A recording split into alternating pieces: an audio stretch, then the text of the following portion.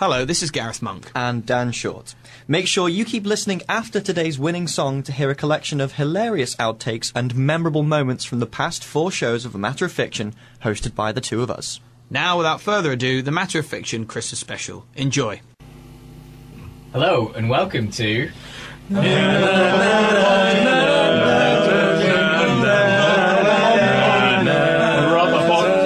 Matter of Fiction. I'm your host, Rory Cooke, and in this programme we impart strange truths and concoct weird lies. There is actually a Christmas theme to tonight's show, if you haven't guessed. Just thought I'd let you know.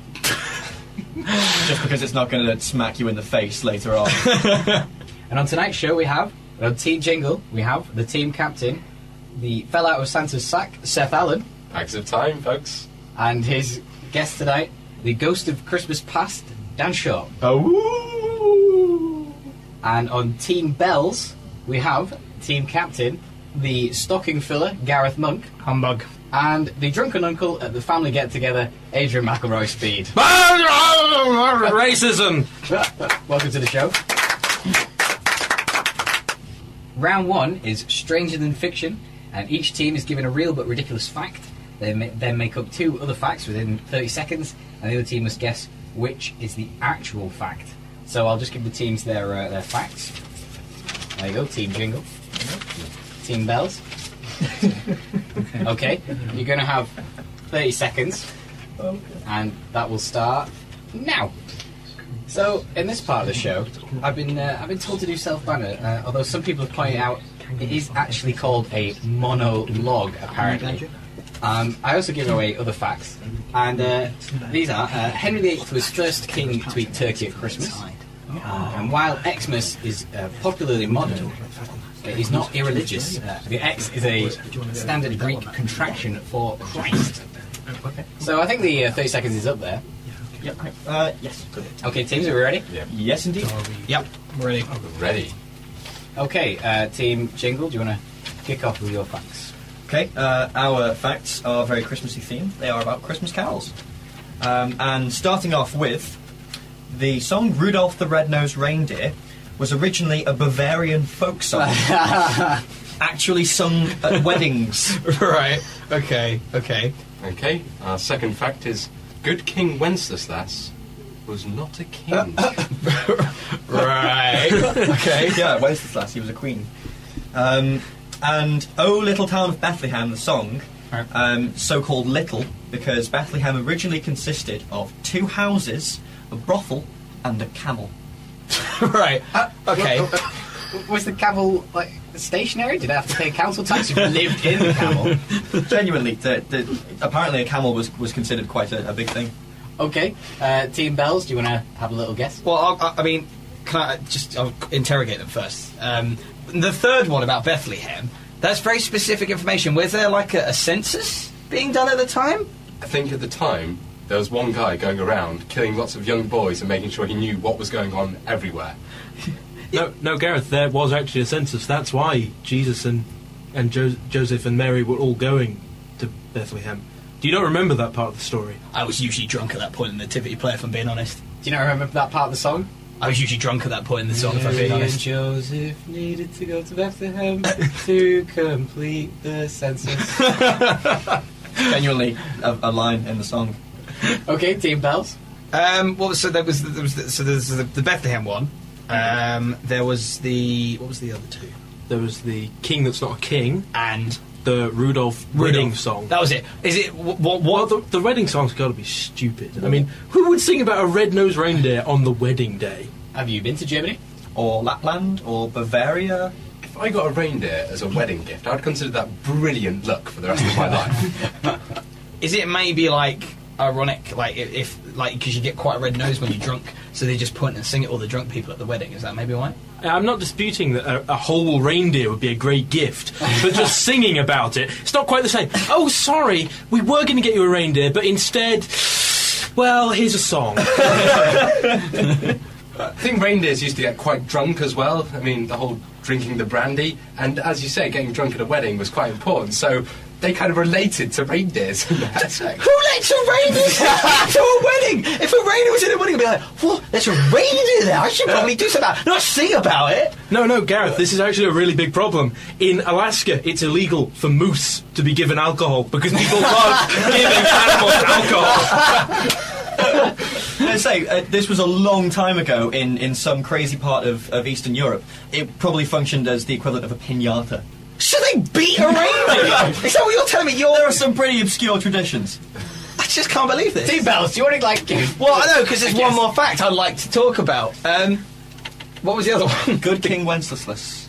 Was it not a king? Not a king. Not a king. King Wenceslas was not a king. So he's like a clerk or like a steward of Gondor, or No, well, you've got to remember the name King was bandied around a lot. You know. Yeah, I remember. They call anyone a king. yeah. Oh, what's his son's name? King? A multitude of rulers is not a good thing. Let there be one ruler, one king. At one point, they did want to call him the Tsar Wenceslas, but that didn't really pass for some reason. Okay, I'm going to take a guess. I reckon the Bethlehem one's true. Sorry to say it, Gareth, but that is complete balderdash. Oh, Reference to another game there. So, back to the drawing board. Yeah. Anyway, Oh. Team Bells, you want to have your second guess? Okay, so we've got Rudolph and King Wenceslas. Yes. King Wensleydale. You see, your brain forgets facts quite easily. So I think the one that keep forgetting is the fact. That's a good. I like your theory. King Wensleydale is not a king. Yeah, true. Vindication. Wow, well done. Well done. You only had to rip each fact senseless before you worked out which And was have the right Adrian one. psychoanalyse me. I think you're fine. Alright then, Team Bells, if you want to reveal your facts to us. Okay, right. In Poland, Father Christmas is portrayed as clean-shaven. Okay. Chris Kringle, a man in his 40s, lives in North Pole, Alaska, and delivers pizzas for a living. And finally, Mrs. Claus was actually invented to prevent allegations of homosexuality. I'm gonna say that all never true. Worryingly, they are all quite convincing as a fact.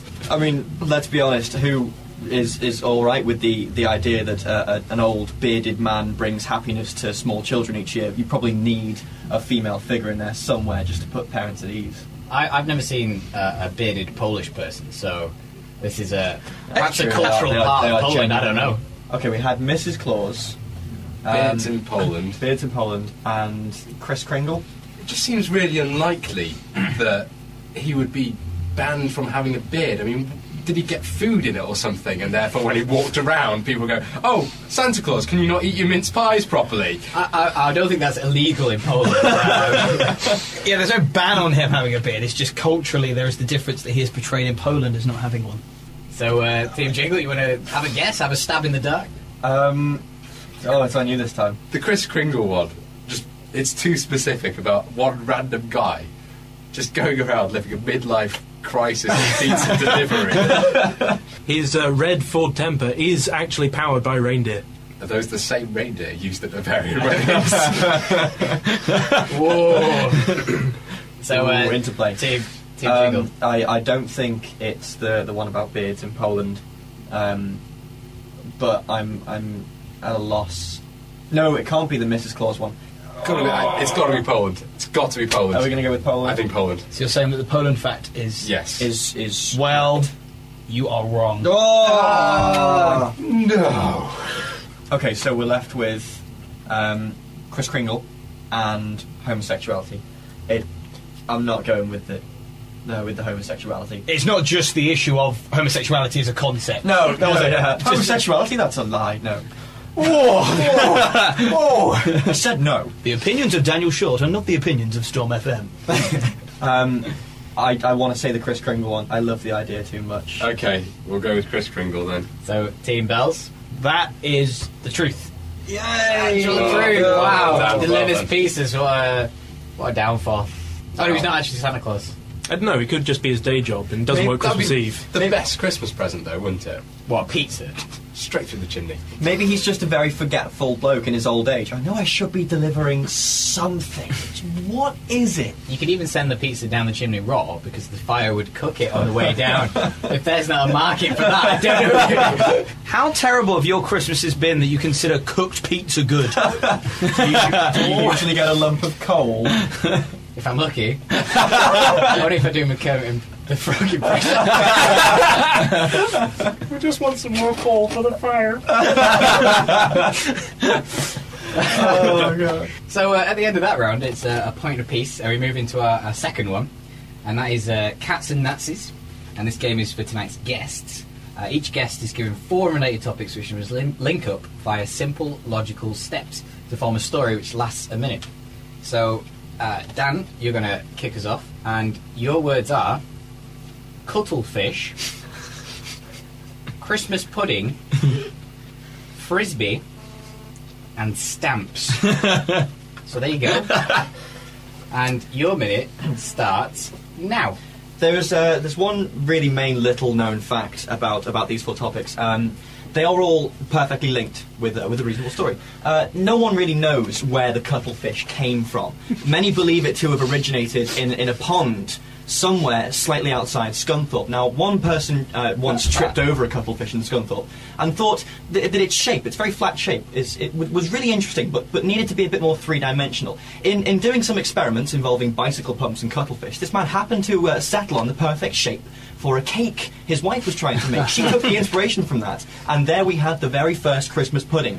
Now, the Christmas pudding was taken outside on many picnics at Christmas, where children would blunder around and trip over each other. One such child tripped over, landed on a Christmas pudding, and entirely flattened it into the shape of a frisbee, which they all, in a moment of genius, picked up and started throwing around to other people. Now, what happened when the first frisbee was thrown? It hit the Queen in the face, flattened her face, and they thought it would look fantastic on a piece of paper, on letters. And that's where we got stamps from. Okay. Oh. It was tenuous at times.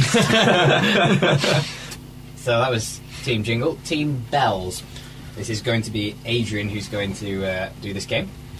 And your words are marzipan, didgeridoo, frogs, and dressing gown. I'm looking forward to marzipan to didgeridoo. And so your minute will start now. Marzipan is a delightful confectionery which is produced entirely by crushing almonds and mixing them with sugar. Almonds are a chief export of Australia, whose capital is in fact Perth and not Sydney.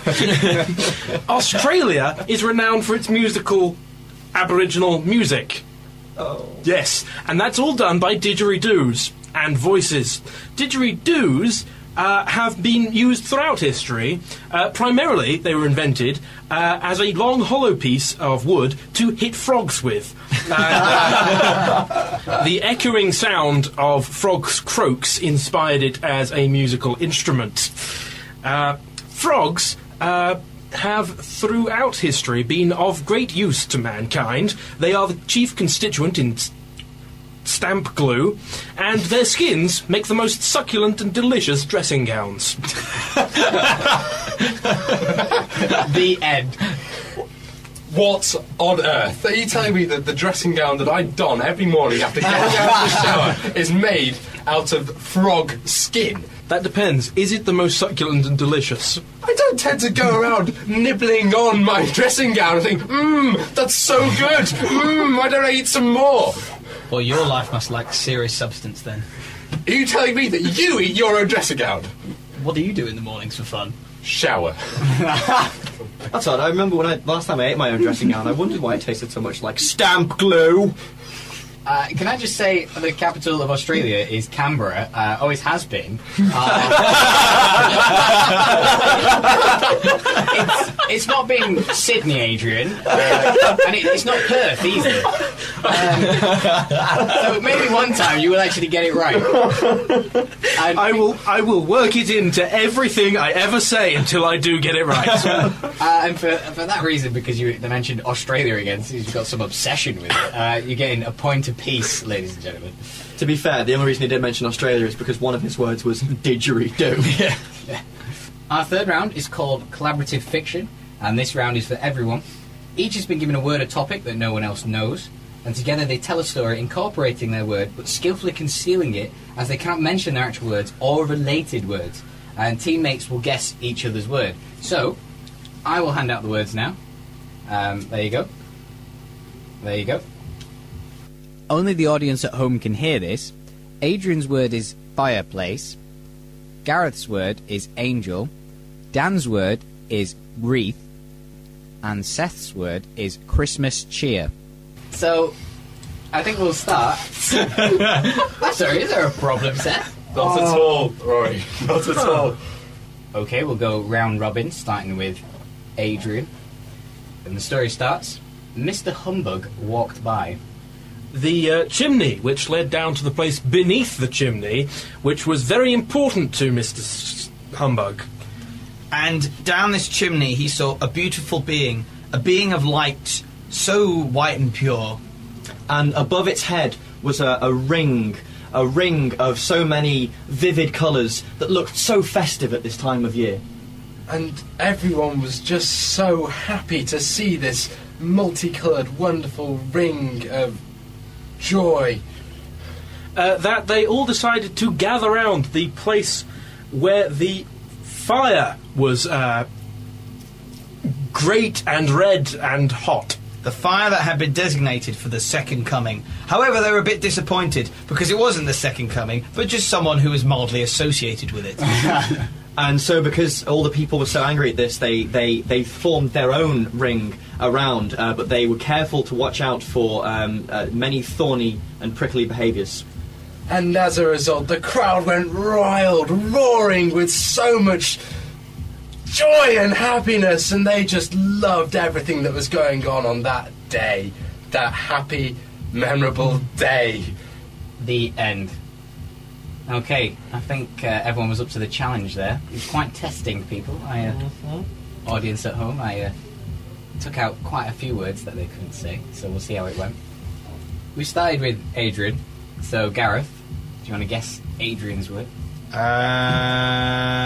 Was it bonfire? No. Adrian, do you want to remind him of any clues that you said? It was below the chimney, Okay. and it was a place where people gathered around. Fireplace. Yeah. So, yeah, it was fireplace. A hearth. Yes, it That was one of the words definitely you couldn't fireplace. say. Oh, mantelpiece. I forgot about chimney. Curse you, Adrian. So, Adrian, do you want to guess Gareth's word? Gareth, do you want to remind? No, it's angel. It's a on fire. Wow. How Nice. relevant. Yeah, I forgot pure and white. I think you had me sorted on this one, at least. Yeah. Seth, do you want to take a guess at Dan's? People were getting angry. And They were. that I didn't really set that one up, though. There was a ring, and it was thorny and prickly. It's not a wreath. Wreath. It is a wreath. It is a wreath. I was not allowed to say holly, hang, door, or decoration. Dan, you have a go at Seth. Yours was difficult. There were. I can't remember any of the things. Seth, do you want to remind? There was something about a crowd going wild with joy. Joy was mentioned a lot. Joy was quite significant, and the specific day was mentioned as well. The significance of the day. It's more a concept than an actual thing. Was it festive? Festive what? Festivities? I can't give that one. Can't give that one. I'm going to throw it over, I think, to Team Bells. Any ideas? There's festive was mentioned. Was it Christmas Day? No, I'm pretty sure Christmas Day is an actual thing rather than a concept. Well, no, it's a day, but it's not now. Seth, do you want to reveal? Mine was Christmas cheer. And aren't we full of it?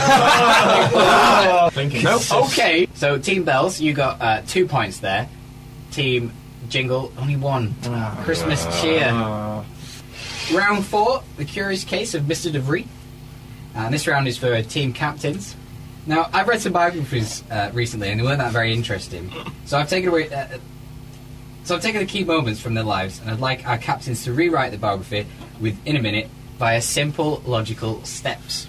Seth will start us off, and your person is that of Mr. Chris Moss, age 59. He's incapable of wearing glasses. I'd like the reason. He was gifted a crystal walrus, and I'd like what the achievement was for, though. And washes himself, but he can't in the shower or baths. So he washes himself in an interesting way. Okay. And your minute will start now. So, Mr. Chris Moss, 59, had a very, very troubled upbringing because at birth he was born with humongous eyeballs that bulged right from his head. It was so far out there that there was no chance in his life that he would ever be able to wear any glasses. And he only wanted to do so because he thought they were cool, but he tried putting some on one time, the glass poked right out, fell on the floor, shattered, and he was devastated. So devastated that he went to the Arctic, where it was cold, and his eyes just got a nice breeze and he could blink and everyone fit in. And one day he befriended a walrus, and that walrus was just so cool and wonderful. And they had a race, and he beat the walrus in the race, and he had won a crystal walrus, saying that he is better at walrus racing than walruses themselves. Anyway, he got too cold at being in the Arctic, so he came right back home and realised that he could no longer wash. So what he had to do was cry with his humongous eyeballs so tears would pour down and wash his body. Yeah! Wow. I'd like to know what the walrus race was. Was it a race of swimming or maybe a running race? Because, pretty much anyone could beat a walrus. It wouldn't be that impressive. It was an iron walrus race. In fact, no, it was a crystal walrus. Walrus? Walrus race. Which means it involves swimming, iceberg surfing, iceberg crashing, iceberg dodgems, icebergs, all sorts of iceberg things. In fact, they have to bake a baked Alaska. That's what they do. That's the final round. Gareth's going to speak for Team Bells, and your biography is of Mrs. Donna Blitzen, age 44. She only uses aubergine shampoo. What is the reason? Okay. There's a legally binding contract to Wall's Ice Cream, and I'd like the details. And she has a world record, and I want to know what that is.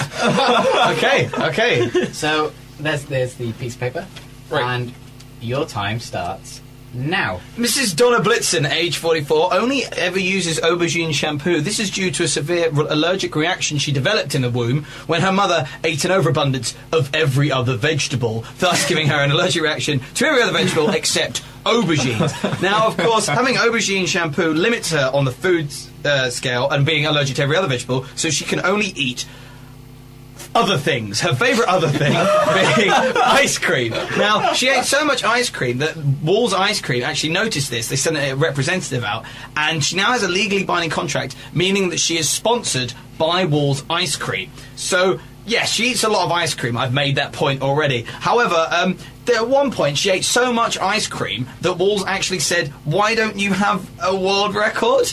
And that was that. Okay. Wall's Ice Cream. Yeah. Giving out trophies for eating ice cream. Too many vegetables. And she became allergic. Yeah, well, I'm not a man of science, so I make things up. Thanks, Gareth. Thanks for that. You're not a man of science, you're a man of faith. Not a man of words either, from the sounds of it. Apparently so. After that, I'm afraid, Gareth, I'm going to give both points to Team Jingle there. Yeah.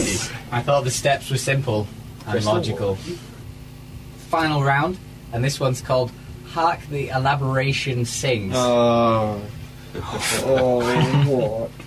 This round is for everyone, and I would like them to elaborate on a story for me. And they will take it in turns to add something to the story, but must also repeat what was said previously. So I think we'll start with Seth. And the story starts with Christmas was coming. Christmas was coming, the lights were on, the tree was up and the window was open. Christmas was coming, the lights were on, the trees were up, the windows were open, and as we all know, burglars were on the prowl. One such burglar found a house. Christmas was coming. The lights were up. The tree was on. And the window was open, and there were burglars prowling, and so was a cougar. Christmas was coming, the lights were up and the tree was on and the windows were open and burglars were on the prowl with cougars which they had trained to maul pedestrians. So the tree's up with the lights and windows open and on in their respective orders. There's a burglar walking around with cougars wrapped up who have been trained ferociously, but they are gifts for the children. Okay, the cougars are coming as gifts for the children in this Christmas time where the lights are on, the trees are up and left and down and right. And one such cougar hopped into a house where it decided to bring a present to a small child. Hopping cougars are putting lights up on trees with open windows. Burglars are running around, mauling children and then wrapping them up to give presents with open windows. Attractive older women are jumping into open windows as presents for young children. Given by burglars as the lights are on and the trees are up and stuff was happening elsewhere. Christmas is coming. The cougars are getting wrapped. In through the window with the burglars eating the children. The windows are still open. And the tree has fallen through the window and the burglar is eating it. Christmas is coming and the cougars are eating the women and the trees and the burglars are jumping through windows and putting up lights and putting down lights and small children are getting mauled by something else. Father Christmas was so shocked at this he couldn't talk. Christmas is coming and a miming Father Christmas had decided to try and wrap up all the children to give to cougars. However, the burglars have been trained well enough to put lights on Christmas trees through open windows. Miming Father Christmas had wrapped up all the attractive older women cougars in wrapping paper, given them to children via burglars who had windows open, lights on and trees are up, and then everybody started arguing and my drunk uncle came home and started swearing a lot. And they all lived happily ever after. What is Christmas like at your houses? I want to know what a drunkle uncle is. Drunkle uncle. It's a little bit like an Umpa Lumpa, only slightly more pervy. Cougars, nice. Festive Festive cougar. That was good. I'm sorry, it's not foggy this evening. I don't need you, Rudolph. So I'm gonna deliver presents on my cougar. I do like the way in that story the burglars were just kind of decorating the Christmas tree with lights, whilst cougars and children were being wrapped together, some sort of fest. Where's the Christmas tree looked on with an open window? They're the most festive, nicest burglars you could ever hope to meet that break into people's houses just to put up decorations as a present for children, but then accidentally leave the windows open so the cougars can jump in and maul them in the night. After that, both teams get a point apiece.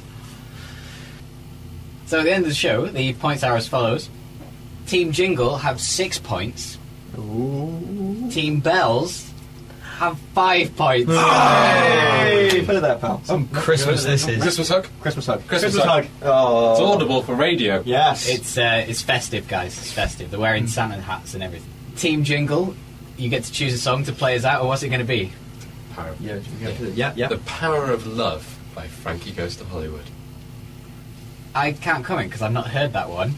Would you like a quick rendition? No, certainly not. Would you like a slow rendition? Absolutely not. I've got a long rendition. So I'd just like to thank Team Jingle, Seth Allen and Dan Shaw, and Team Bells, Gareth Monk and Adrian McIlroy speak. And you know, I've learnt something today. I've learnt that Rudolph the Red-Nosed Reindeer used to be sung at weddings. Good King Wenceslas wasn't a king. Bethlehem used to be 2 houses, a brothel and a camel. Camels pay council tax and all those who live in them. It's illegal in Alaska to give moose alcohol. In Poland, Father Christmas has no beard. The most delicious dressing gowns are made from frog skin. Seth showers in the morning for fun. Didgeridoos were invented for killing frogs. And the capital of Australia changes weekly. It is Sydney. No, it's Canberra. I've been Rory Cooke. You've been listening to A Bar of Fiction. Thanks for listening. Hello and welcome to a special edition of A Matter of Fiction on Storm FM. I'm not your host, Rory Cooke. I'm Dan Short. And I'm Gareth Monk. And today, the two of us will take you through some of the many mistakes we make while recording A Matter of Fiction. And believe us, there are many mistakes. We've also selected some of our favourite moments from the past 4 shows for those of you who didn't hear them the first time around. So without further ado, let's kick things off at the best place to start, at the beginning. Hello and welcome to Matter of Fiction. I'm your host, Rory Cooke, and in this programme we give strange truths and make up weird lies. Oh, that is actually what's written. Oh, too Restart? funny. Oh, do it again, Too yeah. funny. Too funny. We could. Hello and welcome to Matter of Fiction. I'm your host, Rory Cooke. Coke? That's not my name. Come on! It's going down. Take 3! That's far too loud. One more. Why is it so We loud? were all just shouting. Yeah, but it's- okay. Here we have an example of Rory not being able to say anything that isn't written down. So yeah, I'll just find that. Can you record that again? We've already done Jimmy was back in town. Yep. Did you not write I one thought down? you wanted Disney stories. Yeah, you did wanted Disney, You yeah. asked for a Disney It was story. the day the whales came. No, you wrote That was the last joke. Little Mermaid down. Ooh, I did. Well, should we do that? Do you want to record that? Where's it gone? Well, just use it. It doesn't need to be. Just say the words. Just say it. Just Say the words. Say it. It's not hard. You don't need the words to be written to say them, Rory. I do. Well, where's it gone? We've evolved past that. Oh, that was for the other one. Well, Use it. Right. Right. Should we record that again? Right. Okay, everyone. Wait. Recording the show is quite a complex process, and to stop us all talking at the same time, Rory came up with a very clever method of pointing at whoever he wants to talk. However, sometimes it didn't go quite so well. Oh, I see. There was a red-haired mermaid who, living in the sea naturally, discovered a deposit of gold. sorry. I'm sorry, Gareth. You pointed to me, and I got confused. Yeah, it is Adrian next. Start again. Start No, because we can be silent, and then Adrian can just carry on. Come in. Okay. Here's another fantastic example from show 3. This time featuring Cahol. Now I speak. You weren't looking at that one, so only talk if I point at you. Okay. Yeah, because otherwise you'll be beaten to death by wild bears. They're everywhere. We're going to beat you to death with that microphone. I understand that now. Let me try that again. Thank you for pointing at me, Rory. I've learnt my lesson. I'm just used to moving into a microphone. Okay. I love you, Good. Rory. I'm glad. I'll just hold him like this. Yes, The please. iteration Is your of- only experience with a microphone when it was shoved up your buttocks, guy? Sometimes Rory even forgets who's on his own show.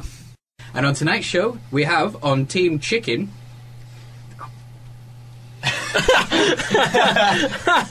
And not only that, he sometimes doesn't even know what the games are called. Round 1, Stranger Than Fiction.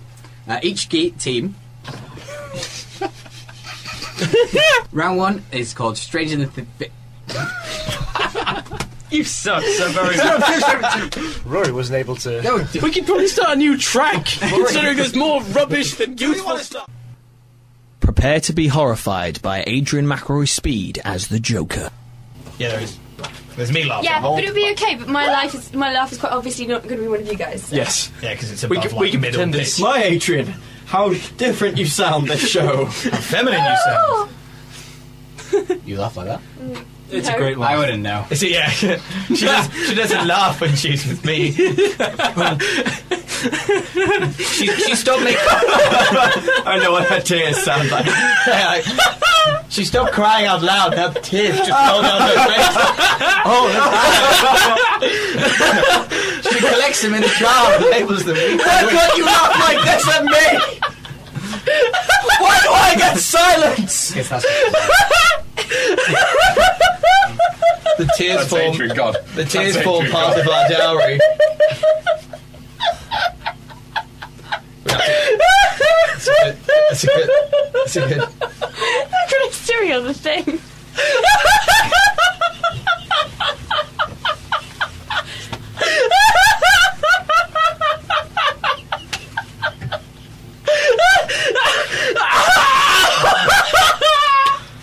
Ow!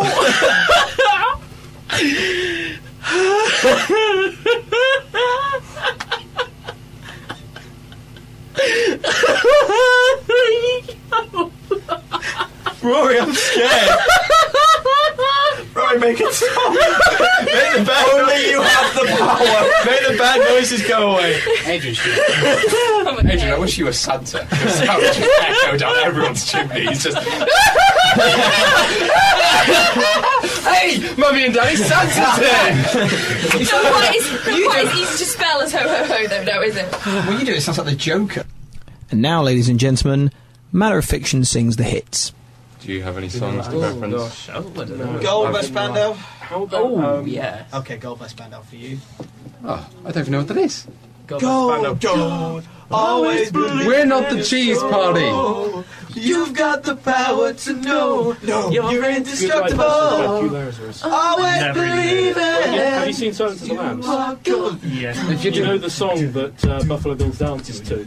That's something awesomely annoying. Like the Ultimate Showdown of Ultimate Destiny. Gold Rush is awesomely annoying, so let's Remember not we have were another partners there. It's only 2 years ago. Totally going in the outside.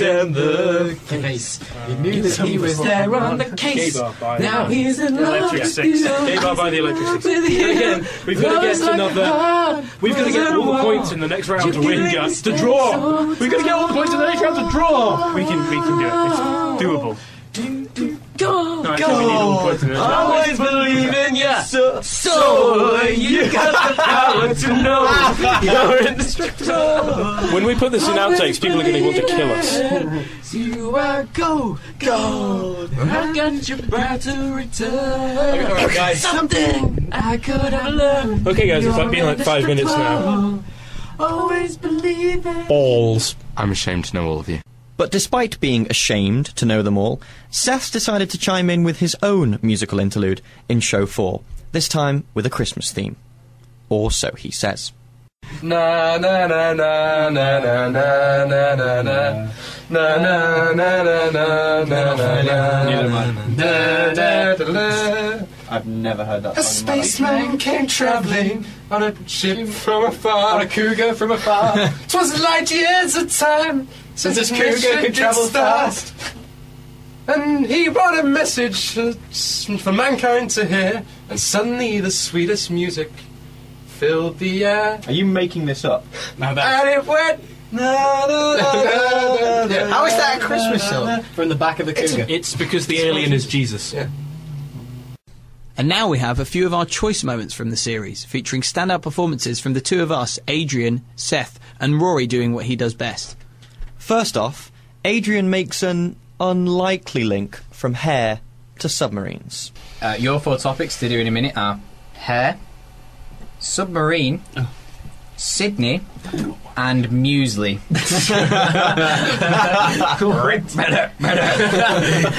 Go for it, Adrian. Just let me put the time on. Adrian. Oh, Are you ready, Adrian? Sorry. Good luck, my friend. Go. Hair. Hair is something that you grow on your head. Hair grows to usually about 90 centimetres before falling out. Hair is also known to be grown on Jews. The Jews were killed throughout World War II, and before they were killed, their hair was shaven by the Nazis, which was then used to insulate U-boats, which are a type of submarine. Submarines are used throughout the world's navies, principally by Great Britain and Australia. Australia's capital is Sydney. Sydney, Australia has many great and noble facets of its culture.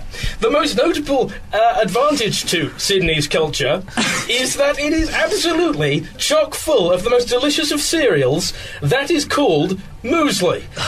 Muesli being very tasty. Honest, guys. Oh,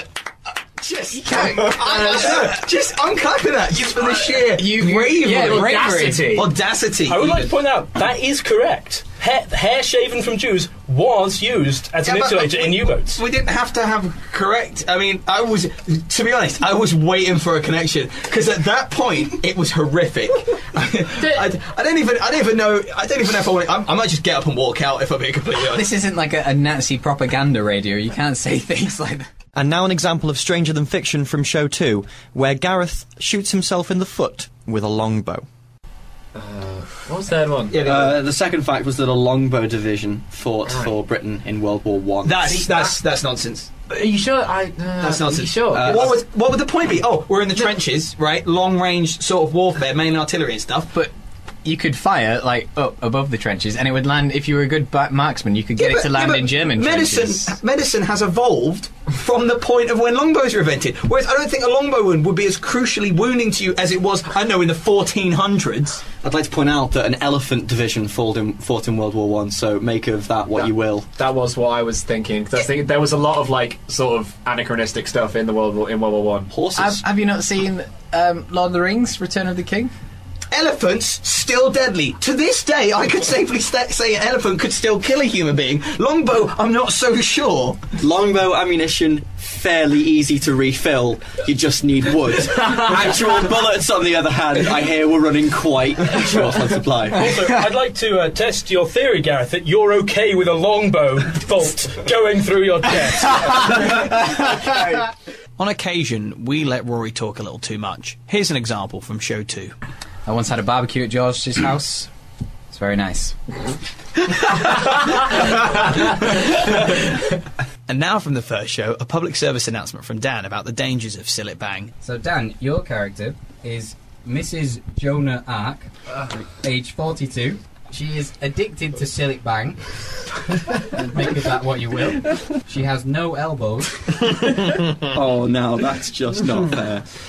And she is also the reason McDonald's no longer sell McRibs. I've set the timer, and your time starts now. Okay, Mrs. Jonah Ark, 42. It was already predestined when she was born what job she was obviously going to have. She was going to be a household cleaner. She spent the early summative years of her life doing an incredible amount of cleaning until Sillet Bang came out, and she realised just what a powerful cleaner it was. It could do her job in just seconds. So she could increase the number of houses she cleaned every day. Using so much Sillet Bang, she got affected by the noxious fumes, and with all the elbow grease that she put into cleaning, the Sillet Bang eroded her elbows. She was utterly shocked, but she's a bit of a MacGyver, is Jonah Ark, so she decided to go to the nearest place where she could get convenient supplies of bones. She broke into a McDonald's and she stole every supply of McRibs in order to replace her own elbows. And she, my friends, is the reason why McDonald's can no longer sell McRibs. Wow. And now from show 3, Seth gives us an insightful look into a male-to-female supervillain who can't use taps. So we'll start with Seth. And the biography I would like you to rewrite is that of Dr. Bill Hook, age 66. He has a fear of Rubik's Cubes. He's a failed evil villain, and I'd like the reason for that. And he has an inability to use a tap. Your minute starts now. Okay, Dr. Bill Hook, age 66, had a massive fear of Rubik's Cubes. Now, he allegedly, at a very young age, was put in a room that was completely square, a cube in fact, and it had many different panels, all made of twister boards. And he just got used to it all every day, and it didn't move. And then when he met the Rubik's Cube for the first time, he just thought, oh my word, they move! And he got so confused that he just couldn't stand being near a Rubik's Cube ever again, which, really ruined the rest of his life, and he just hated everything because Rubik's Cubes were so popular. So he moved on to being an evil villain of massive treachery, and the reason he wanted to be an evil villain was because he hated Rubik's Cube so much. So he made a multicoloured paint gun to blow up the world, but unfortunately that blew up in his face and he got made up like a woman, and he looked like a woman, and therefore, because he was looking like a woman, he genetically got modified to not be able to use a tap in the same way a plumber could, and that is why he cannot use a tap. Well, that brings us to the end of our Christmas special, and unfortunately, the series itself. Make sure you tune in next semester for the next series of A Matter of Fiction, with a mix of old and new contestants. And keep checking the Storm FM website and the Matter of Fiction Facebook group for more information on how to get your own copy of the entire first series. So thanks for listening. I've been Dan Short. And I've been Gareth Monk. And as a little extra treat before we play you out, here's even more proof that recording an outtake show is just as difficult as the real thing. Merry Christmas. Hello and welcome to a special edition of A Matter of Fiction on Storm FM. I'm not your host, Rory Cooke. I'm Dan Short. And I'm Gareth Monk. And today, the two of us will take you through some of the many mistakes we make while recording A Matter of Fiction. And believe us, there are many mistakes. We've also selected some of our favourite moments from the past 4 shows for those of you who didn't hear them the first time round. So So without further ado, let's kick things off. What the am I doing? And now from the first show, a public service announcement. Hang on. And now from the first show, a public service announcement from Dan. What was I going to say? Hang on. And now from the first show, a public service. Oh, come on! And here from show 3, Seth gives us his inspired version of a supervillain's This is And now from show 3, Seth gives us his. God damn it! Do you want to not sniff while I'm trying to do a recording? Okay, go on. Oh, God. Get out of my studio. And now from show 3, Seth gives us his. Seth gives us. And now, do you want to do this one? Because I cannot do it with a straight face anymore. And now from show 3, Seth gives us an insightful look into a male-to-female supervillain who can't use taps. That's how the professionals do it, Dan. How can you do that right now? I hate you so much.